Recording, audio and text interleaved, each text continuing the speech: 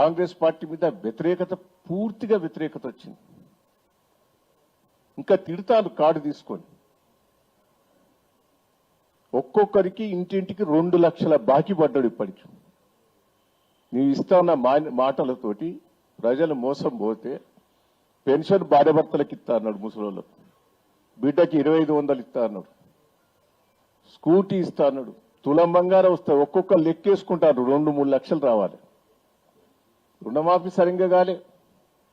రైతు బంధు సంవత్సరం ఎగ్గొట్టిండు, ఒక్కసారి ఇచ్చిండు మొన్న. బోనస్ అసలే లేదు, ఈసారి మొత్తం బంద్ అయింది బోనస్. అన్నిటికి ఇస్తా అన్నాడు బోనస్. మక్కలకిత్తా, దీనికిత్తా, దానికిత్తా అని మాట్లాడి ఆఖరి సన్న ఓట్ల కన్నా ఇస్తా అన్నాడు, అది కూడా ఇయ్యలే.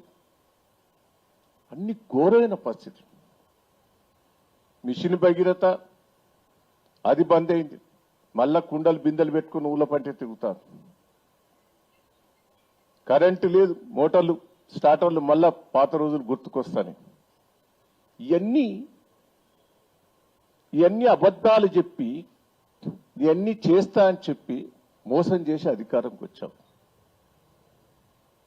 ఇలా మంత్రులు నిన్ను నమ్మతలేరు, ఎమ్మెల్యేలు నిన్ను నమ్మతలేరు.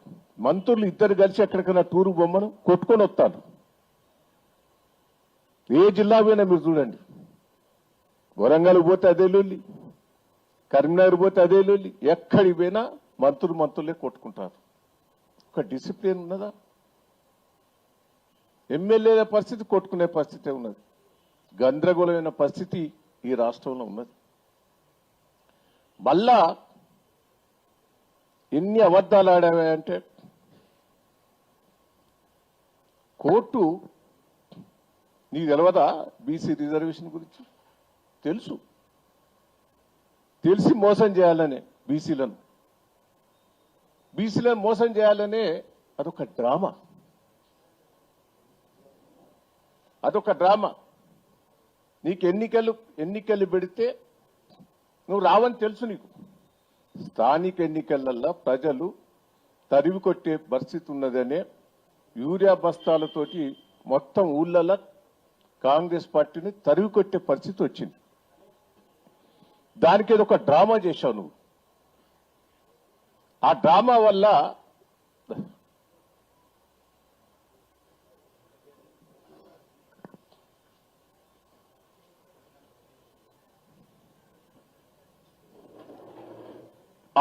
వల్ల ఎంత నష్టపోయాం?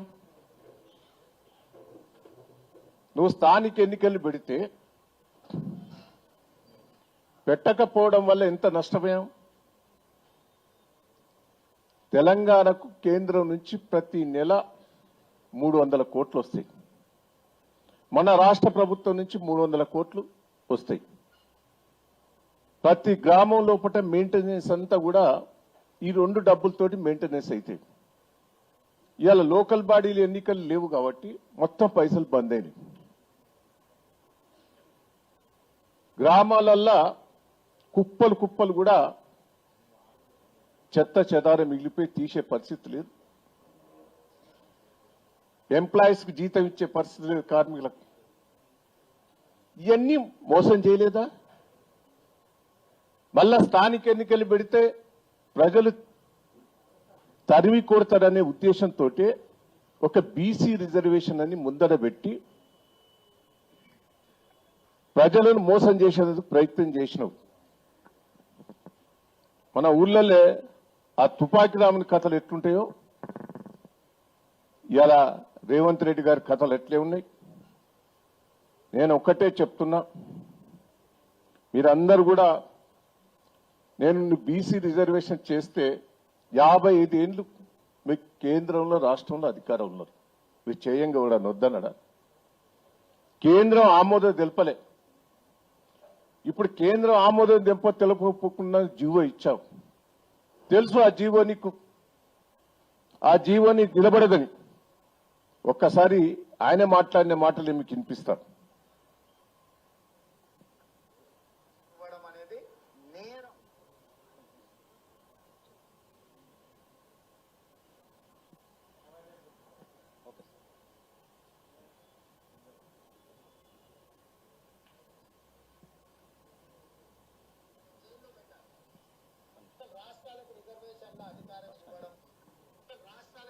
రిజర్వేషన్ల అధికారం ఇవ్వడం అనేది నేరం.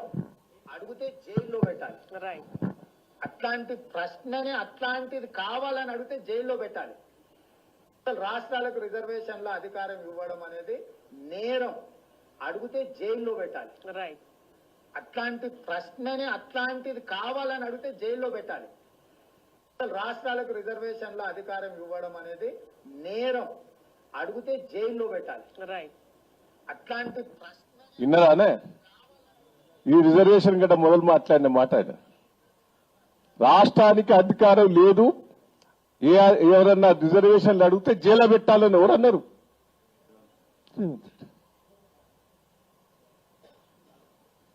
అంటే ఎంత ప్రజలను మోసం చేశాడు ఒక్కసారి మీరు ఆలోచించండి. ఇవాళ ఇంకో విషయం కూడా మీరు వినాలి.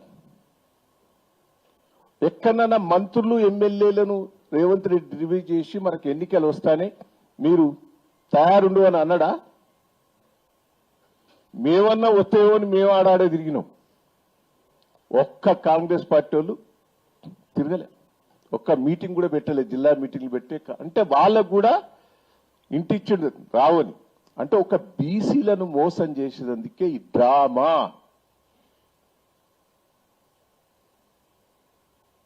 నేను ఒకటే చెప్తున్నా బీసీ సంఘాలకు కూడా, ఈయన పోయి ఢిల్లీలో పొట్లాడాలి.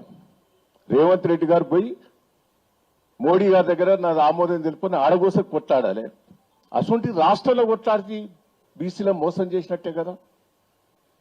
బీసీ సంఘాలందరూ కూడా ఇలా రేవంత్ రెడ్డిని ఉరికియాలే, రేవంత్ రెడ్డిని ఉరికియాలే. ఎవ్వరు తప్పులేదు, రేవంత్ రెడ్డిదే మోసం ఇది, కాంగ్రెస్ పార్టీ వాళ్ళదే మోసం ఇది. వాళ్ళనే తరిగి కొట్టాలి. ఎన్నికలు పెట్టేందుకు సిద్ధంగా లేడానే, బీసీ రిజర్వేషన్ ఇచ్చేందుకు సిద్ధంగా లేడు. అన్ని తెలుసు డ్రామాలు. ఇదంతా ప్రజలను ఈయన ఇచ్చిన హామీలన్నీ మర్చిపోయేటట్టుకు ఇదొక డ్రామా.